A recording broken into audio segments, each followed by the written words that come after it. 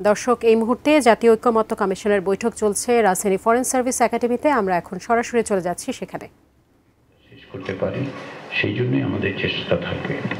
আপনারা সকলেই এবং রাজনৈতিক দলগুলোর নেতৃবৃন্দ, আপনাদের কর্মীরা যেভাবে লড়াই সংগ্রামের মধ্যে দিয়ে আমাদেরকে এখানে উপস্থিত করেছেন, আমি প্রতিদিন সকালে আমাকে স্মরণ করাই এবং আমার মনে হয় আপনারা প্রত্যেকেই স্মরণ করেন যে আমরা কীভাবে কী পরিস্থিতির মধ্যে দিয়ে কতটা অবদান অন্যদের সমস্ত রকম জীবন বাজি রাখার সংগ্রামের পরিণতি হিসেবে আমরা এখানে এসেছি।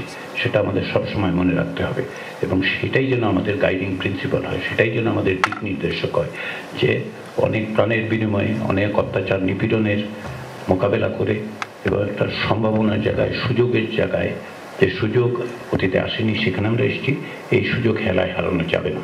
এই সুযোগে আমাদের যতটুকু সম্ভব আমাদের সকলকে, প্রত্যেককে ব্যক্তি হিসেবে, দল হিসেবে, জোট হিসেবে, নাগরিক হিসেবে সেই ভূমিকা রাখতে হবে। আমরা আশা করি সেটা আমরা সকলে সবসময় মনে রাখি এবং সেভাবেই অগ্রসর হই।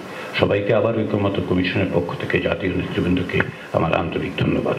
আরএফএল অডিটর, বাঁকা হয় না, ফাঁকা হয় না, আর ভাঙা এক কথায় অসম্ভব। ধন্যবাদ মাননীয় সহ সভাপতি। আপনারা নিশ্চয়ই দিনের আলোচ্য সূচি সম্পর্কে ধারণা পেয়েছেন। তো 1 নম্বরে রাষ্ট্রপতির ক্ষমা প্রদর্শন আছে। রাষ্ট্রপতির ক্ষমা প্রদর্শনের তো অনেক অভিজ্ঞতা আমাদের আছে। আমাদের গত 16 বছরে আমরা এমন ক্ষমা, আমি গণমাধ্যমের বন্ধুদের অনুরোধ করছি আপনারা দ্রুত আপনাদের কাজ যদি শেষ করেন তাহলে আমরা আমাদের মূল আলোচনায় যেতে পারি।